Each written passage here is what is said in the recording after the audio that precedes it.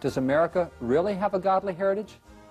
Did you realize that most of the 55 founding fathers who worked on the Constitution were members of Orthodox Christian churches, and many were even evangelical Christians? We don't hear that part of our history anymore. This 1856 Maryland history textbook contains a story about George Washington that you've probably never heard. It's a story of how Washington's life hung in the balance for over 2 hours and how that only by the direct intervention of God was it spared. We'll get to this story in just a moment.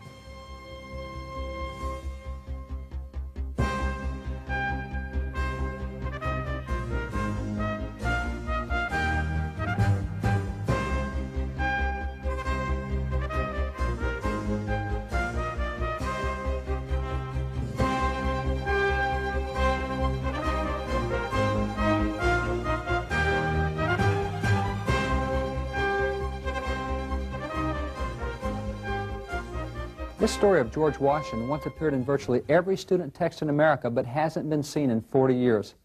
This story deals with George Washington when he was involved in the French and Indian War as a young man of only 23 years of age.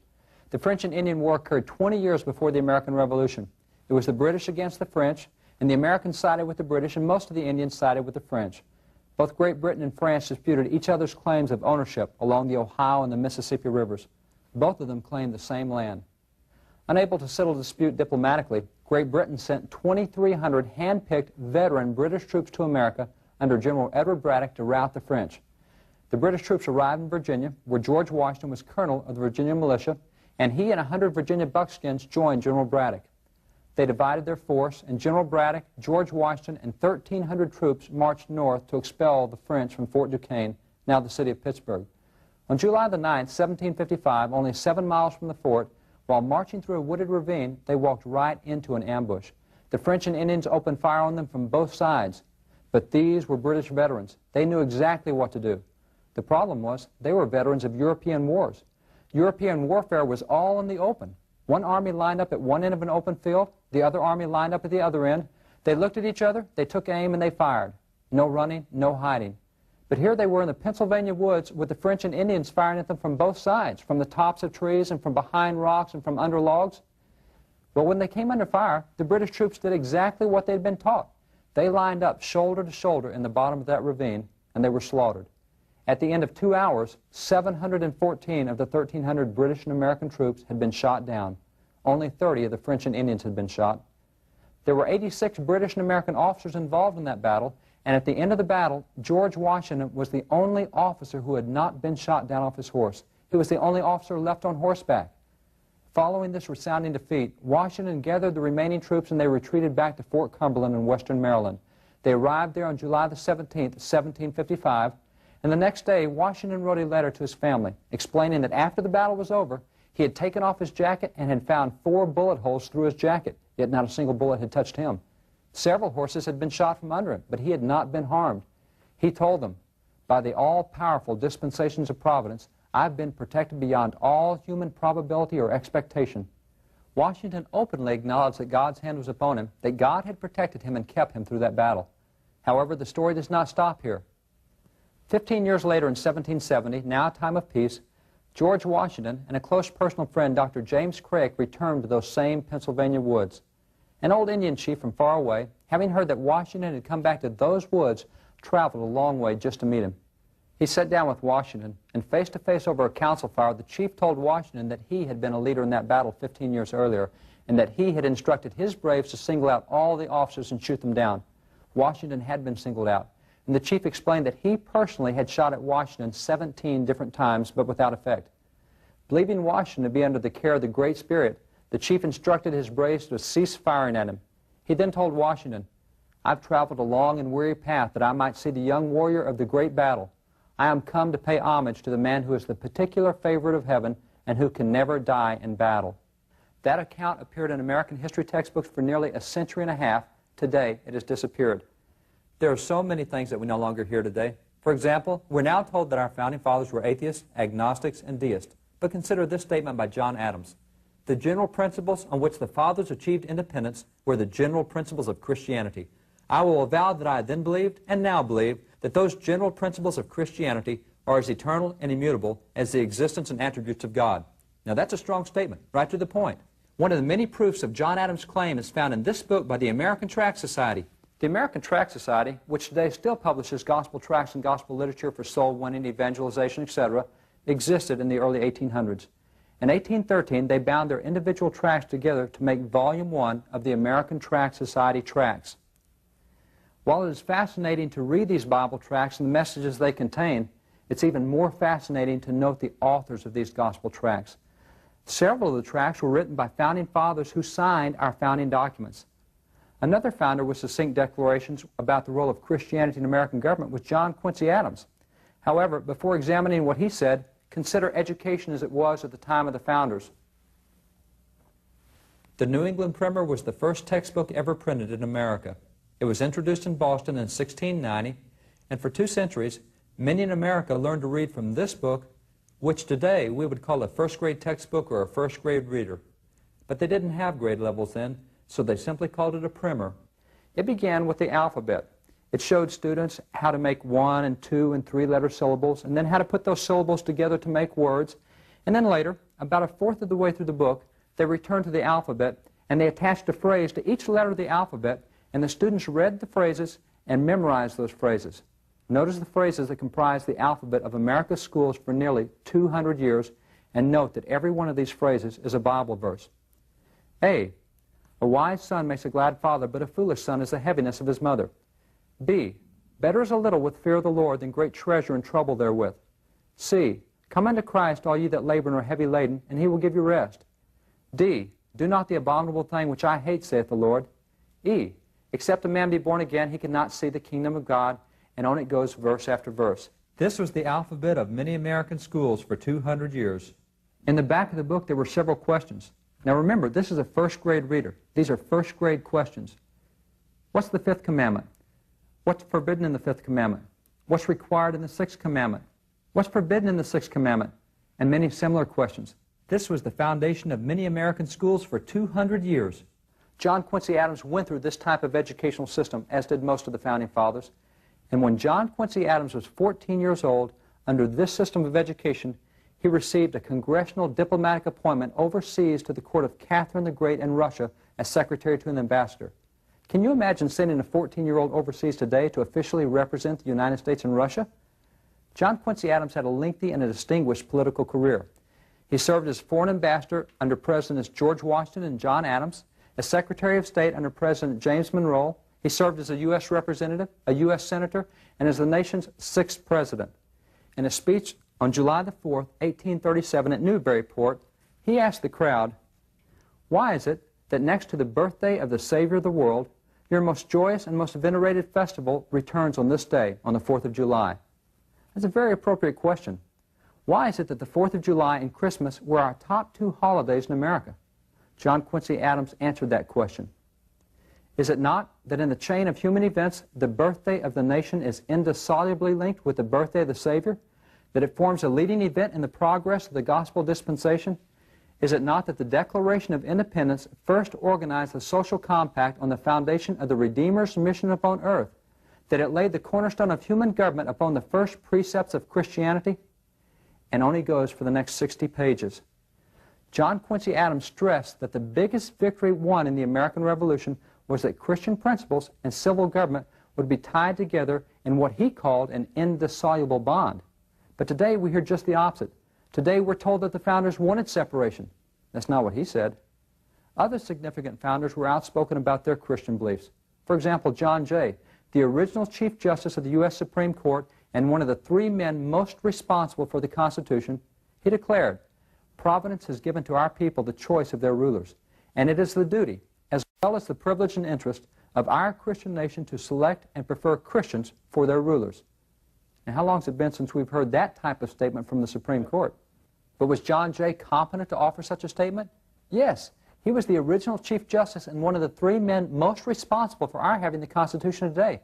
And he said that we should elect Christians for our rulers. George Washington's farewell address is yet another aspect of our heritage which has disappeared from student texts. His farewell address once appeared as a separate school textbook for over a century. Students were taught that Washington's farewell address was the most significant political speech ever delivered to the nation. And why not? He's the father of the country. He spent 45 years of his life in public service, everything from commander-in-chief through 2 terms as president. He's the man who was president of the convention that gave us the Constitution. He was the president of the United States who called for the First Amendment and the Bill of Rights, and he was the man who oversaw its formation. Certainly, he knew the intent of the Constitution and the Bill of Rights. In his farewell address, he reminded America what had brought us to success and warned us what must be done to continue it. Yet, amazingly, his farewell address has not been seen in most textbooks for nearly 4 decades. Why? Doesn't Washington have anything to offer the nation today? No, apparently the problem with his farewell address today is its religious emphasis, for 4 of his dozen or so warnings to the nation were overtly religious. It is interesting to note that in the last 5 years, his farewell address has begun to reappear in college textbooks, minus those 4 religious warnings. In his farewell address, Washington pointed out that the 2 foundations for political prosperity in America were religion and morality, and that no one could be called an American patriot who ever attempted to separate politics from its 2 foundations. Washington explained, of all the dispositions and habits which lead to political prosperity, religion and morality are indispensable supports. In vain would that man claim the tribute of patriotism who should labor to subvert these great pillars. Washington believed that if an individual attempted to separate religion and morality from politics, that he could not be called an American patriot. These type of statements we do not hear much anymore, but such were the statements of America's founders, the statements of America's history. Our founding fathers delivered to us a system of government which has enjoyed unprecedented success. We are now the world's longest ongoing constitutional republic, 200 years under the same document and under one form of government. That's an accomplishment unknown among contemporary nations. For example, Russia, Italy, France, and other nations underwent revolutions at about the same time as the American Revolution, but with very different results. Consider France. In the last 200 years, it has gone through 7 completely different forms of government. Italy is now in its 51st, yet we're still in our first. Where then did our founders acquire the ideas that produced such longevity? Other nations certainly had access to what our founders utilized, yet evidently chose not to. From what sources did our founders choose their ideas? This question was asked by political science professors at the University of Houston. They felt, and rightfully so, that they could determine the source of the founders' ideas if they could collect writings from the founding era and see whom the founders were quoting.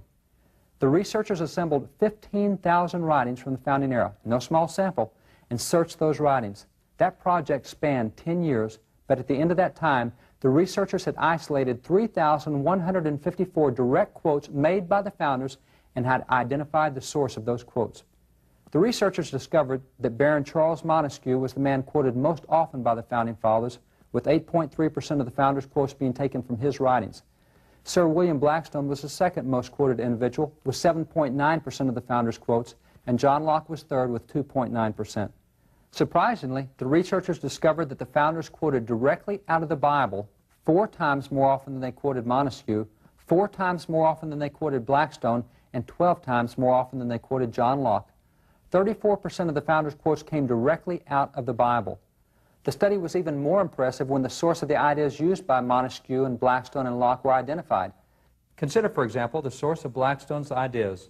Blackstone's Commentaries on the Laws was first introduced in 1768, and for the next 100 years, America's courts quoted Blackstone to settle disputes, to define words, and to examine procedure. Blackstone's Commentaries was the final word in the Supreme Court. So what was the significant source of Blackstone's ideas? Perhaps the best answer to that question can be given through the life of Charles Finney. Charles Finney is known as a famous revivalist, minister, and preacher from one of America's greatest revivals, the Second Great Awakening in the early 1800s. Finney, in his autobiography, spoke of how he received his call to the ministry. He explained that having determined to become a lawyer, he, like all other law students at the time, commenced the study of Blackstone's Commentaries on Law. Finney noted that Blackstone's Commentaries not only provided the laws, it also provided the biblical concepts on which those laws were based. Finney explained that in the process of studying Blackstone's Commentaries, he read so much of the Bible that he became a Christian and received his call to the ministry. Finney's personal life story clearly identifies a major source of Blackstone's ideas for law. So while 34% of the founders' quotes came directly out of the Bible, many of their quotes were taken from men, like Blackstone, who had used the Bible to arrive at their own conclusions. Numerous components of our current government can be shown through these early writings to have their source in biblical concepts. For example, the concept for the 3 branches of government can be found in Isaiah 33:22. The logic for the separation of powers was based on Jeremiah 17:9. The basis of tax exemptions for churches was found in Ezra 7:24 and many other examples. This biblical heritage was so well understood during the early years of the nation, and the writings of the numerous founding fathers were so well known, that in later years the Supreme Court ruled in the founders' intention, keeping biblical principles as the basis. For example, notice this ruling by the U.S. Supreme Court in 1892. The court said, "No purpose of action against religion can be imputed to any legislation, state or national, because this is a religious people. This is a Christian nation." What would lead the court to conclude that we are a Christian nation? This case was not long, only 16 pages in the court records, but the court provided 87 different historical precedents to support its conclusions. The court quoted the Founding Fathers, the acts of the Founding Fathers, the acts of the Congresses, the acts of the state governments, and so on. At the end of 87 precedents, the court explained that it could continue to cite many additional precedents, but that certainly 87 were sufficient to conclude that we were a Christian nation. Keep in mind that the court provided 87 precedents in this case. This is important because the courts based their decision on precedents. To the court, it is important to go back and examine both history and rulings from previous cases so that the court can continue to be consistent in its present rulings. We'll return to the importance of precedents a little later. In 1844, a school in Philadelphia announced that it would teach its students morality, but not religion. It believed that it didn't need Christianity in the Bible, that it could teach morality without them. Sounds just like schools today. This policy, among others, caused this case to come before the U.S. Supreme Court. Some of the justices on the court at this time had been appointed by James Madison. Notice what the Supreme Court told that school. "Why may not the Bible, and especially the New Testament, be read and taught as a divine revelation in the schools, its general precepts expounded and its glorious principles of morality inculcated? Where can the purest principles of morality be learned so clearly or so perfectly as from the New Testament?" The Supreme Court of the United States ruled that schools would teach Christianity in the Bible, the source of morality. Today we hear just the opposite. Few realize that today's rulings by the court often repudiate rulings delivered by the Founding Fathers themselves. In 1811, a court made a ruling which was subsequently cited by the U.S. Supreme Court. That court declared, "Whatever strikes at the root of Christianity tends manifestly to the dissolution of civil government." Although this case dealt with a man who went into a profanity fit, profanity wasn't the problem. It was the intent of his profanity. For it had not been a moment of anger or a temporary loss of control, but it was a deliberate and a planned act. He had even taken the time to write it out and distribute it. In that writing, he had maliciously and capriciously attacked Jesus Christ, declaring that Jesus Christ is so-and-so, or God is so-and-so, or the Bible is such and such, continuing through a string of accusations and profanities against Jesus Christ and the Word of God. The court explained that the problem with his writings was that an attack on Jesus Christ was an attack on Christianity. An attack on Christianity was an attack on the foundation of the country. Therefore, an attack on Jesus Christ was equivalent to an attack on the country. This man was sentenced to 3 months in prison and a $500 fine for attacking the country by attacking Jesus. And notice the date of that case, 1811, nearly 2 decades after the First Amendment was in place. The First Amendment never intended to separate Christian principles from government. Yet today we so often hear the First Amendment coupled with the phrase separation of church and state. The First Amendment simply states, "Congress shall make no law respecting an establishment of religion or prohibiting the free exercise thereof." Obviously, the words separation, church, or state are not found in the First Amendment. Furthermore, that phrase appears in no founding document. While most recognize the phrase separation of church and state, few know its source. But it is important to understand the origins of that phrase. What is the history of the First Amendment? The process of drafting the First Amendment made the intent of the founders abundantly clear, for before they approved the final wording, the First Amendment went through nearly a dozen different iterations and extensive discussions. Those discussions, recorded in the U.S. Congressional records from June the 7th through September the 25th of 1789, make clear their intent for the First Amendment. By it, the founders were saying, we do not want in America what we had in Great Britain. We don't want one denomination running the nation. We will not allow all to be Catholics or Anglicans or any other single denomination. We do want God's principles, but we don't want one denomination running the nation. This intent was well understood, as evidenced by court rulings after the First Amendment. For example, a 1799 court declared, "By our form of government, the Christian religion is the established religion, and all sects and denominations of Christians are placed on the same equal footing." Again, note the emphasis. We do want Christian principles, we do want God's principles, but we don't want one denomination to run the nation. Thomas Jefferson, to whom the now popular phrase separation of church and state is attributed, also believed, as did the other founders, that the First Amendment simply prevented the federal establishment of a single denomination, a fact he made clear in a letter to Benjamin Rush. In that letter, Jefferson committed himself as president to not allowing the Episcopalians, the Congregationalists, or any other denomination to achieve what Jefferson called the establishment of a particular form of Christianity. So what is the source of Jefferson's now infamous phrase? On November the 7th, 1801, the Baptists of Danbury, Connecticut wrote Jefferson concerned that the guarantee of the free exercise of religion appeared in the First Amendment.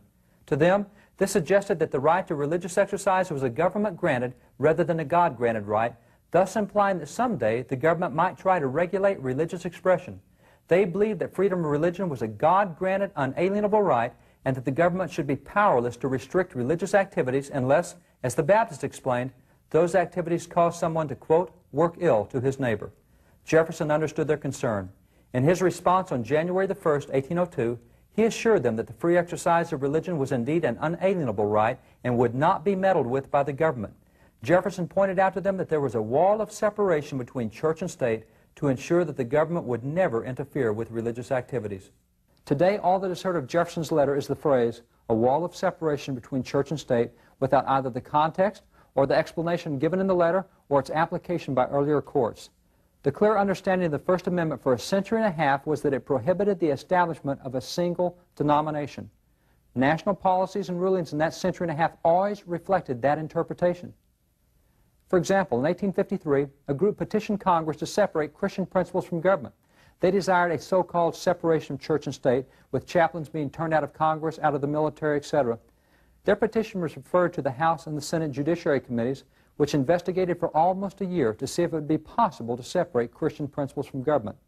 Both the House and the Senate Judiciary Committees returned with the reports. The following are excerpts from the House report delivered on March the 27th, 1854. The Senate report was very similar. The House report said, had the people, the Founding Fathers, during the Revolution had any suspicion of any attempt to war against Christianity, that revolution would have been strangled in its cradle. At the time of the adoption of the Constitution and its amendments, the universal sentiment was that Christianity should be encouraged, but not any one sect, denomination. The report continued. It said, in this age, there is no substitute for Christianity. That was the religion of the founders of the Republic, and they expected it to remain the religion of their descendants. 2 months later, the Judiciary Committee made this strong declaration. It said, the great, vital, and conservative element in our system, the thing that holds our system together, is the belief of our people in the pure doctrines and the divine truths of the gospel of Jesus Christ. The committees explained that they would not separate these principles, for it was these principles and activities which had made us so successful. They'd been our foundation, our basis. During the 1870s, 1880s, and 1890s, yet another group which challenged specific Christian principles in government arrived before the Supreme Court. Now, Jefferson's letter had remained unused for years, for as time had progressed after its use in 1802, and after no national denomination had been established, his letter had fallen into obscurity. But now, 75 years later, in the case Reynolds versus the United States, the plaintiffs resurrected Jefferson's letter, hoping to use it as an issue to their advantage. At that time, the court printed a lengthy segment of Jefferson's letter and then used that letter on separation of church and state to again prove that it was permissible to maintain Christian values, principles, and practices in official policy. For the next 15 years during that legal controversy, the Supreme Court utilized Jefferson's letter to ensure that Christian principles remained a part of government. Following this controversy, Jefferson's letter again fell into disuse. It remained silent for the next 70 years until 1947, when in the case Everson versus Board of Education, the court, for the first time, did not cite Jefferson's entire letter, but selected only 8 words from it. The court now announced, the First Amendment has erected a wall of separation between church and state. That wall must be kept high and impregnable. This was a new philosophy for the court. Why would the court take Jefferson's letter completely out of context and cite only 8 of its words? Dr. William James, the father of modern psychology and a strong opponent of religious principles in government and education, perhaps explained the court's new strategy when he stated, there is nothing so absurd, but if you repeat it often enough, people will believe it. This statement precisely describes the tact utilized by the court in the years following its 1947 announcement. The court began regularly to speak of a separation of church and state, broadly explaining that this is what the founders wanted, separation of church and state. This is their great intent. The court failed to quote the founders. It just generically asserted that this is what the founders wanted. The courts continued on this track so steadily that in 1958, in a case called Bear versus Colmorgan, one of the judges was tired of hearing the phrase, and he wrote a dissent warning that if this court did not stop talking about separation of church and state, people were going to start thinking it was part of the Constitution. That warning was in 1958. Nevertheless, the court continued to talk about separation until June the 25th, 1962, when in the case Engel versus Vitale, the court delivered its first ever ruling which completely separated Christian principles from education. The court struck down school prayer. Even the World Book Encyclopedia 1963 yearbook noted that this case was the first time that there had been a separation of church and state in education. In the 1962 case, the court redefined the meaning and application of a single word, the word church. For 170 years prior to that case, the word church, as used in the phrase separation from church and state, was defined to mean a federally established denomination. However, in 1962, the court explained that the word church would now mean a religious activity in public. This was a turning point in the interpretation of the First Amendment. Understand what the court has just announced. No longer would the First Amendment simply prohibit the establishment of a federal denomination. It would now prohibit religious activities in public settings. This current doctrine of separation is a brand new doctrine. It is not something from the Founding Fathers, and it is not in any founding document. Even outside observers recognize that this policy is a recent one. Yet notice how much has been relinquished in recent years under this new doctrine. School prayer was the first casualty of the redefinition of the First Amendment in the 1962 Engel case. School prayer had never before been challenged, for clearly school prayer had never established a national denomination and therefore had always been acceptable. But under the new definition, school prayer definitely was a religious activity in public and was therefore now deemed to be unconstitutional. That 1962 case, which first redefined the First Amendment and then removed school prayer, was notable in a number of aspects. Recall that the 1892 Supreme Court case offered 87 precedents to maintain the inclusion of Christian principles in our laws and our institutions. Well, this 1962 case, which removed school prayer, was just the opposite. It was the first case in court history to use 0 precedents. The court quoted 0 previous legal cases, and without any historical or legal base, the court simply made an announcement. We'll not have prayers in school anymore. That violates the Constitution. A brand new direction was taken in America. Within a 12-month period of time, in 2 more cases in 1963, the court had not only removed prayer, but also Bible reading, religious classes, and religious instruction. This was a radical reversal. A book from 1946 illustrates this. This book is titled Bible Study Course of the New Testament for Dallas High Schools. On the cover page, it explains that this book was authorized by the Board of Education on April 23, 1946, and it was printed in the Dallas Public Schools print shop. The introduction further explains that this was a credit course toward graduation in Dallas high schools. Now, this wasn't a bland course on the New Testament. Lesson 1 begins with the Gospel of John, chapter 1, and studies the pre-existence of Christ. Now, notice the questions based on John chapter 1. Where was Christ before he was born on earth? What titles does John apply to Christ in this chapter? For what purpose was John sent by God? Name 5 things the angel told Mary concerning her child Jesus. What does the word Jesus mean? How did the angel explain the miraculous births of John and Jesus? And continues right on through the lesson. At the end of lesson 1 is memory work. Memorize the pre-existence of Christ. In the beginning was the Word, and the Word was with God, and the Word was God. All things were made by Him, and without Him was not anything made that was made. This was a textbook for public schools in 1946. What had occurred in the 1962 and 63 rulings was a radical reversal of national policy prior to that point. It was in the Abingdon v. Shemp and Murray v. Curlett decisions on June the 17th, 1963, that the court not only reaffirmed its ban on school prayer from the previous year, but further reached out and banned school Bible reading. Recall that in the brief survey already presented, the founders relied on the Bible, early textbooks quoted the Bible and used it as part of the alphabet, and earlier Supreme Court cases ruled that a school must teach religion and the Bible. Therefore, on what possible basis can the 1963 court justify its ruling to stop the use of the Bible in schools? The court always explains its decision in written form. That 1963 case was no different. If you go to a law library and examine the text of that decision, you will find why the Bible had to be removed from school. In its written decision, the court noted that, quote, if portions of the New Testament were read without explanation, they could be and had been psychologically harmful to the child. Now that's quite a statement.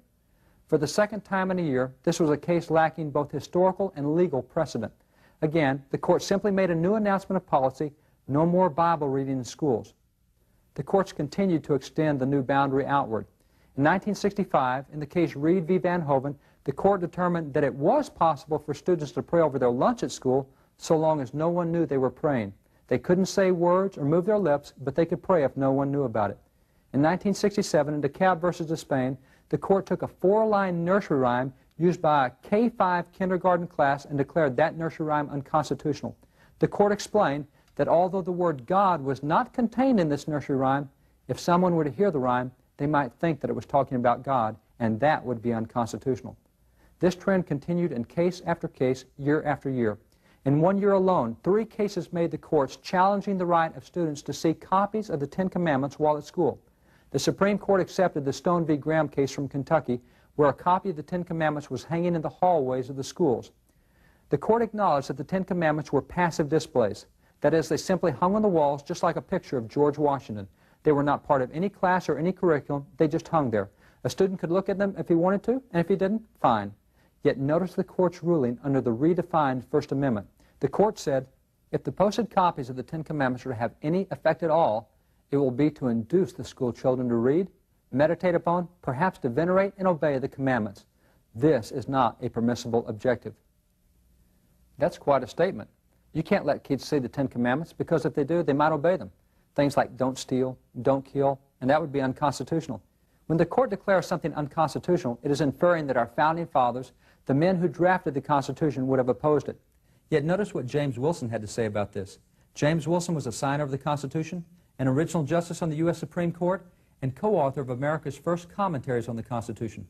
Certainly he's qualified to speak to the intent of the Constitution, and he explained, human law must rest its authority ultimately upon the authority of that law which is divine. Far from being rivals or enemies, religion and law are twin sisters. Indeed, these two sciences run into each other.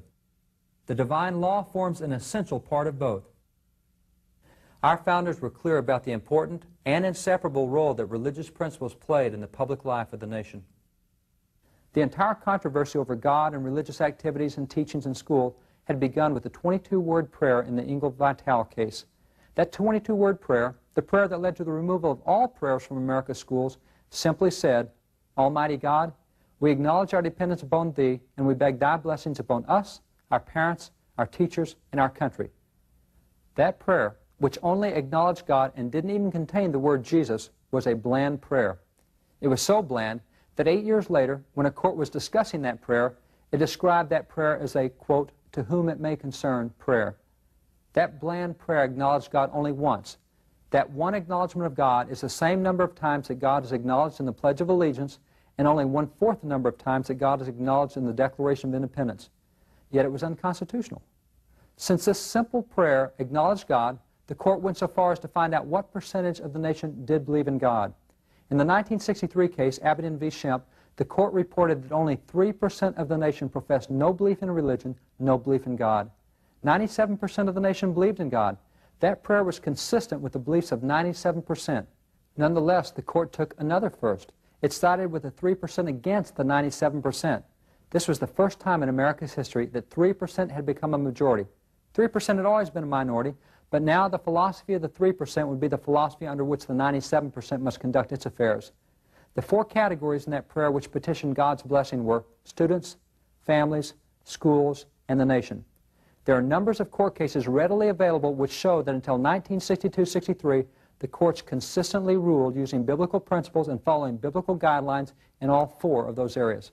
For example, in the area of families, even in 20th century divorce cases, a court explained that divorce was allowed for very few reasons, and that the reason was because the Bible allowed very few reasons. The court pointed out that it had not made the family, God had. Therefore, it didn't have a right to regulate something it had not made. The courts even went into a Bible lesson. It explained that in the beginning, God had made Adam and Eve. God made the first family, and then the court continued through a history of God's dealings with the family, concluding that since it was God who had created the family, the court would use His rules in dealing with it. The same policy not only held with the court's rulings on families, but also in the court's rulings on the nation, schools, and students as well. But in 1962-63, the Supreme Court reversed that position and announced that those rules and policies caused, quote, psychological damage. Did the court's decision to change national policy and to separate God's principles from its rulings have any effect? Let's examine each of the four categories, beginning with students. That which occurred with students following the removal of religious principles was perfectly predicted by George Washington in his farewell address when he said, "And let us with caution indulge the supposition that morality can be maintained without religion. Whatever may be conceded to the influence of refined education on minds, reason and experience both forbid us to expect that national morality can prevail in exclusion of religious principle." Washington warned that to remove religious principles would be to lose national morality. Notice the accuracy of his warning. This chart shows pregnancies for unwed girls ages 15 through 19. For decades prior to 1962-63, birth rates for unwed teen girls had remained relatively stable. However, with the court's separation of religious principles from students, birth rates for unwed girls have now increased every year since 1962-63. This chart represents pregnancies for high school girls, but even birth rates for girls 10 through 14 years old have increased 553% since the removal of religious principles. This is a strong correlation. Perhaps it's merely coincidental, but it is both complete and striking. It is further significant to note that every moral measurement which exists for students breaks violently upward with the separation of religious principles from the lives of students in 1962-63. Notice this category: sexually transmitted diseases to high school students. Notice how low sexually transmitted diseases had been. Notice the point when religious principles were prohibited. Notice a dramatic increase. The same is true for every moral measurement among youth. Again, each of these categories was showing overall declines prior to 1962-63, but with the first ever separation of religious principles from students, a violent upturn occurred on every chart and in every moral measurement. Washington was correct. The next category over which God was acknowledged in that simple prayer, in which the courts had maintained the use of biblical principles prior to 1962, was that of our families, or our parents. What happened when we abandoned the use of God's principles when dealing with families? Consider the area of divorce. Statistically, the divorce rate had been steadily declining for years and even decades prior to 1962-63. Beginning in 1963, the divorce rate skyrocketed. The United States has now become #1 in the world in the rate of divorce. It is again striking that every measurement related to the breakup of the family statistically skyrocketed in 1963 with the separation of biblical principles from public policy. Single-parent families are now up 140%. Single-parent families with children are now up 160%. Even family morality is dramatically different. Unmarried couples living together are now up 536%. Again, each of these categories had been stable for years prior to 1962-63, and then the dramatic increases correlate exactly to the court's rejection of those standards which had been applied to the family for 170 years previously. The third category in which God's assistance was petitioned was our schools. What happened when we barred God and His principles from our schools? The SAT test, the Scholastic Aptitude Test, is an excellent indicator. The SAT test has been in America since 1926, and in 1941 it was placed on the same scale that is still used today. Prior to 1963, there were never more than 2 consecutive years where the scores either rose or declined. But beginning in 1963, scores plummeted for 18 consecutive years. Unprecedented. Scores are now so low that the Department of Education states that this is the first time in America's history that we are graduating out a generation of students who academically know less than their parents did. The SAT test is the same test their parents used. It's been the same since 1941, yet there is nearly an 80-point difference between the two generations. In 1962, there were only 1,000 Christian schools in the nation, but once it became obvious that things like prayer, Bible, and the Ten Commandments would be forbidden, there was a marked explosion in the number of religious and particularly Christian schools. By 1984, the number of Christian schools had burgeoned to 32,000 schools. Currently, 8.5 million students, approximately 12% of the student population, attends private religious schools. According to the board responsible for the SAT test, the scores of students from private schools are nearly 80 points higher than those from public schools, which places them at the same level of scores prior to 1962-63. For private religious schools, it's as if no change had ever occurred. But for public schools, their scores are still continuing to decline. Another indicator of the impact that religious principles and religious schools have had on American education is found in the academic cream of the crop, the nation's academic elite, the National Merit Semifinalists. These are the top 0.5% of the nation's students. Now, according to the Department of Education, 12.4% of the nation's students attend private religious schools. 87.6% attend public schools. Since 12% of the nation's students attend private religious schools should produce 12% of the nation's cream of the crop, and 88% of the nation's students in public schools should produce 88% of the nation's cream of the crop. Yet that is not what is occurring. For example, in recent testing, that little group of 12.4% of the nation's students from private religious schools was producing 39.2% of the nation's top academic scholars. That's a level 3 times larger than its size. That's a phenomenal differential. We showed these statistics to a U.S. congressman. He looked at them and stated, "That makes perfect sense to me," he said.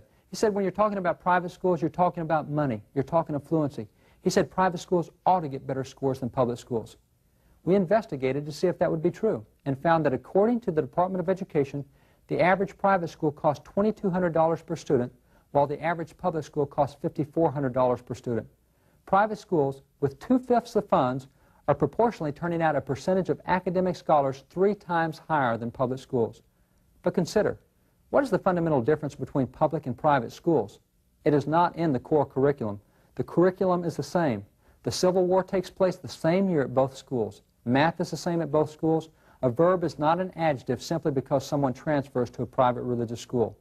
The basic difference is that one school utilizes religious principles and one does not, which appears to make an 80-point difference on the SAT test. The final category, the 4th category, was our country. What happened in the nation when we separated religious principles from public arenas? Well, what do you think happens when you start telling students, you can't see the 10 Commandments, you might obey them? Things like don't steal and don't kill. That has to have an effect on behavior. It did. Washington, in yet another warning from his farewell address, accurately predicted what has occurred. He said, "Let it simply be asked, where is the security for life, for reputation, and for property if the sense of religious obligation desert?"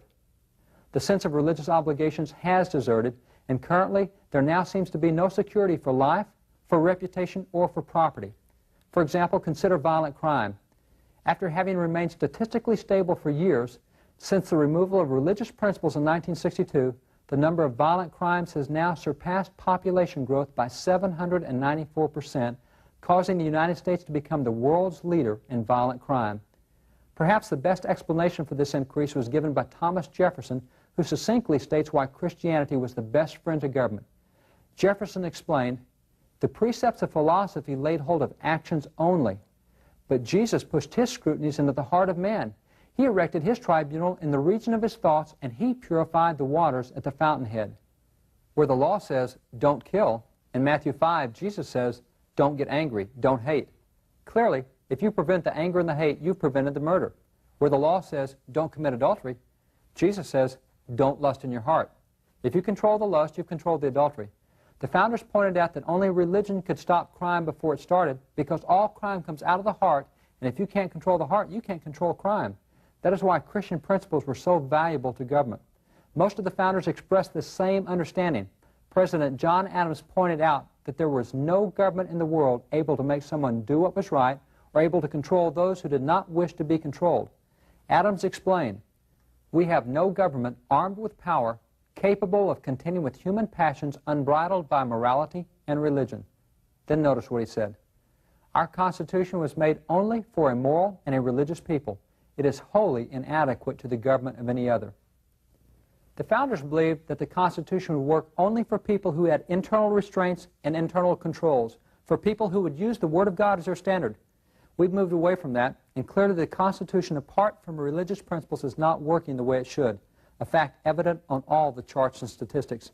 Since 1962-63, the United States has undergone marked and dramatic statistical reversals, becoming the world's leader in the most unenviable categories.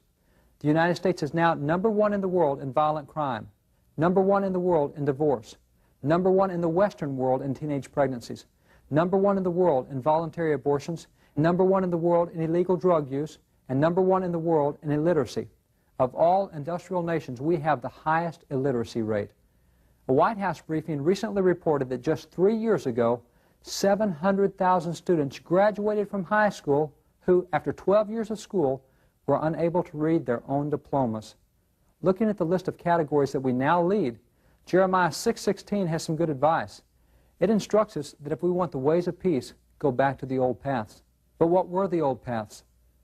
Once the Founding Fathers had declared themselves independent from Great Britain, they immediately faced the task of establishing new state governments. Prior to the Declaration, all the state governments had been British-run with British Crown governors. By breaking from Great Britain, the states lost their governments.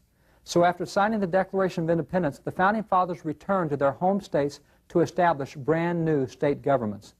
Look at what the Founding Fathers, the men who had signed the documents, placed in their own state constitutions. For example, notice Delaware.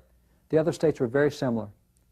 Everyone appointed to public office shall say, I do profess faith in God the Father, and in the Lord Jesus Christ, his only Son, and in the Holy Ghost, one God and blessed forevermore, and I do acknowledge the Holy Scriptures of the Old and New Testament to be given by divine inspiration. This was not a requirement for seminary. It'd be wonderful if it were. This was a requirement to be a politician, a requirement set up by the Founding Fathers themselves. But notice that this requirement is consistent with the First Amendment because it did not require someone to be from one specific denomination to hold public office. It did not say you had to be a Methodist, a Lutheran, a Catholic, an Anglican, a Presbyterian, or a Baptist, but it did say that you had to understand God's principles. You had to understand the Word of God to hold office. The different state constitutions contained several common components. For example, notice the requirements in Pennsylvania and Vermont constitutions. The other states were very similar. And each member of the legislature, before he takes a seat, shall make and subscribe the following declaration. I do believe in one God, the Creator and Governor of the universe, the rewarder of the good, and the punisher of the wicked. In other words, a politician must acknowledge his understanding that when he left office, he wouldn't just answer to the voters, he would be accountable to God for what he had done while in office. He would answer to God himself. This concept of individual accountability to God is well understood. It is broadly accepted that we will answer to God in the future. The founders, however, took this principle a step further. It was clear that an individual answered to God, but did a nation also answer to God? The Founding Fathers believed that it did. On the floor of the Constitutional Convention was explained the difference between individual accountability to God and national accountability to God. An individual answers to God in the future, but not a nation. When a nation dies, it is forever dead. It will not be resurrected in the future to answer for what it has done. Therefore, when does a nation answer to God? George Mason, the father of the Bill of Rights, explained, as nations cannot be rewarded or punished in the next world, they must be in this.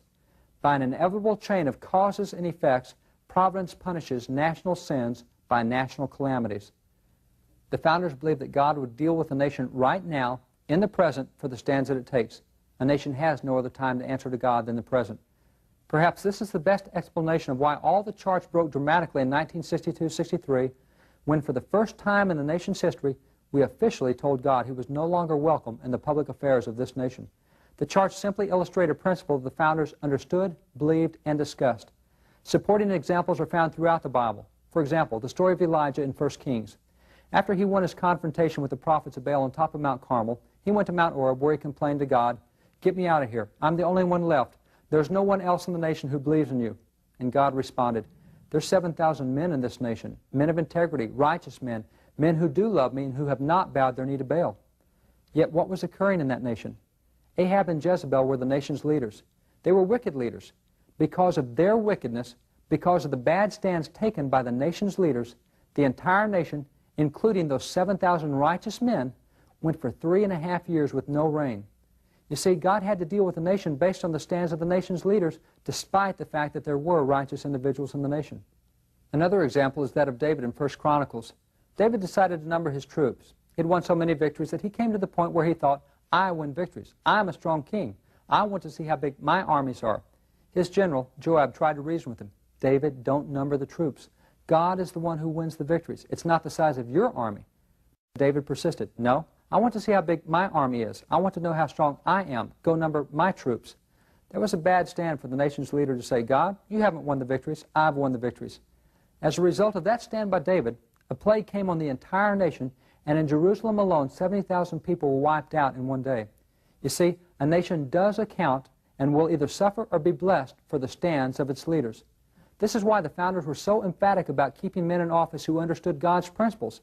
And perhaps the most famous speech ever delivered by Benjamin Franklin, delivered on Thursday, June the 28th, 1787, on the floor of the Constitutional Convention, Franklin reminded the delegates that we needed God to be our friend, not our enemy. We needed Him to be our ally, not our adversary. We needed to make sure that we kept, as Franklin called it, His concurring aid. Franklin warned, if a sparrow cannot fall to the ground without His notice, is it probable that an empire can rise without His aid?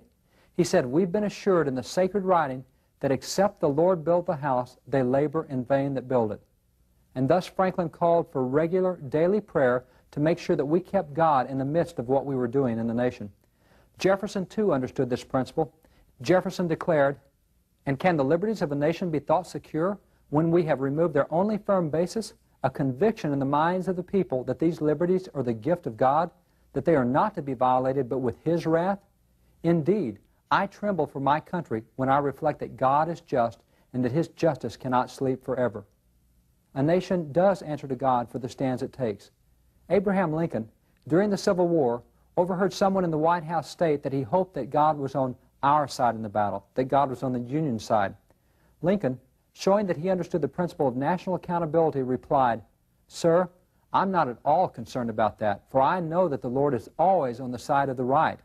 But it is my constant anxiety and prayer that I and this nation should be on the Lord's side." This understanding of national accountability to God has been part of our heritage, part of our history. Our founders understood that a nation needed to take stands which lined up with God's principles so that God's blessings and His concurring aid, as Franklin described it, could rest on the nation. Elias Boudinot, who served as president of the Continental Congress, made a recommendation which sums up what must again happen in America. He said, "Let us enter on this important business under the idea that we are Christians on whom the eyes of the world are now turned. Let us in the first place humbly and penitently implore the aid of the Almighty God whom we profess to serve. Let us earnestly call and beseech Him for Christ's sake to preside in our councils." He was saying, do you want to be a world's leader? Then put Christian principles in your public affairs. Recall Charles Finney? Finney said, the church must take right ground in regard to politics. Politics are a part of a religion in a country as this, and Christians must do their duty to the country as part of their duty to God. God will bless or curse this nation according to the course Christians take in politics. Why is this true? Can a nation be blessed apart from God's principles? No. But where do God's principles reside? They reside in the hearts and the lives of God's people. If God's people do not get involved, God's principles do not get involved. The ungodly will not run a nation by godly principles, and God can't bless ungodly principles. That's why the church has to take right ground. That's why the founders were so emphatic about keeping Christian men in office, an emphasis evident from the first Supreme Court justices to the individual state constitutions. Today, we cannot afford to be isolationist. We can't say, I'm not going to get involved. We must realize that we need to get involved, for God's principles do not enter any arena on their own. They enter only through God's people. Proverbs 18:1 says, "A man who isolates himself seeks his own desires. He rages against all wise judgment." The founders used to teach their young people, young people, do you want to do something good for God? Then be a senator, be a judge, a congressman, a doctor, a lawyer, a missionary, or a pastor. But get out there where you can affect people with God's principles. But in the 1940s and the 1950s, we began to say in America, young people, do you want to do something good for God? Then be a missionary or be a pastor, but don't get involved in politics. When we started getting out, we handed the system over to ungodly principles. We've got to get involved again. We have to come to grips with the fact that separation of church and state, as we have it today, is not in the teaching of the Founding Fathers. It is not a historical teaching, and it is not a teaching of law until recent years. We also have to realize that the current version of separation of church and state is not a biblical teaching. Separation says, okay, Christians, we recognize that you're the light of the world, just don't get out of the church. Don't shine on anything outside the church. Or Christians, we recognize you're the salt of the earth, but don't get out of the shaker. You see, separation of church and state says you can be salt and you can be light, but only inside the four walls of the church. That's not scriptural. We can't do that. We further need to recognize the fact that there is going to be someone's religion in schools and in government. For example, in 1961, in the case Torcaso v. Watkins, and again in 1985, the courts ruled that secular humanism was a legitimate religion, equivalent to Christianity under the law.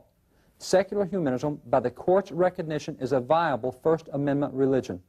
Now, secular humanism has a religious philosophy which very simply says that God has no place in their philosophy. It is a religious philosophy based on men, not on God. the court has recognized it as a religion.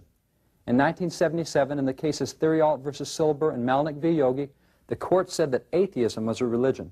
But how can atheism be a religion if it doesn't believe in God? Whatever you believe with all of your heart, whatever affects the way that you act, whatever you believe so strongly that it changes your behavior, that is your religion. So what is the religion of atheists? The religion of atheists, the thing that affects the way they behave, is that they believe with all their heart that there should be no religious practice. Therefore, the religion of atheism is the religion of practicing no religious practice. It is religiously practicing non-religion. Furthermore, people may now give contributions to satanic groups and get the same tax deductions as people who give contributions to Christian churches. But consider, when do we hear separation of church and state? Have you seen anyone go into a school at Halloween and say, wait, get those witches down off the wall, separation of church and state, I demand separation, witchcraft is a legal organized religion? Or have you seen anyone go into public schools and say, now wait, I don't see any prayer here, I don't see any Bible reading here, there's no religious practice here. That means it's a religion of atheism here. I demand separation of church and state. Get the religion of atheism out. No, we don't hear that. When do we hear separation of church and state? Anytime there's an attempt to involve Christian principles. Separation of church and state is the big club pulled out to beat back the Christians. We have lost ground in recent years as we've lost our understanding of the founders' intents and teachings. We do have a godly heritage in America, but we've been robbed by the 3%. Separation of church and state, as we have it today, is not a biblical teaching. It is not a teaching of the Founding Fathers. It is not a historical teaching, and it is not a teaching of law until recent years. The 3% has taken away our heritage. We've lost sight of it. We have to get involved and take it back. A godly heritage is the foundation of America, and the church must take right ground. We must recover the things that we've given up in recent years. We must get involved. Experience more of America's rich spiritual history through the award-winning videos, books, audio tapes, and other exciting materials available to you from Wall Builders. The powerful video, The Spiritual Heritage of the United States Capitol, brings to life the exciting history of our nation's most cherished landmark. Featuring the only complete Capitol tour footage in existence, plus dramatic historical reenactments, it's an unforgettable journey through great events and lives that help shape our nation. Keys to Good Government provides valuable insights from great leaders in American history on the desperate need for integrity in the lives of public officials. For a different view of the Revolutionary War, see The Spirit of the American Revolution. You'll learn of miracles that happened in battle and discover the true inspiration for victory. Education and the Founding Fathers examines the beliefs of our early leaders on the use of the Bible in schools, at odds with the prevailing notions held by many educators today. The Foundations of American Government takes a look at the powerful effect of biblical principles at work in public life and the statistical downturn our country has made in the absence of these ideals. All of these titles are available on audio cassette, as are a number of other presentations by David Barton. In addition, don't miss these Wall Builders book titles: America, To Pray or Not to Pray, Benjamin Rush, Original Intent, and The Bulletproof George Washington. And reprints such as Ethics, an Early American Handbook, Lives of the Signers, Noah Webster's Advice to the Young, the 1777 New England Primer, Documents of Freedom, and many others. Also take a look at Wall Builders' Great Americans poster series. All are available at P.O. Box 397, Aledo, Texas 76008, or call 817-441-6044 for more information. To place an order, call 1-800-873-2845 and visit our website at wallbuilders.com.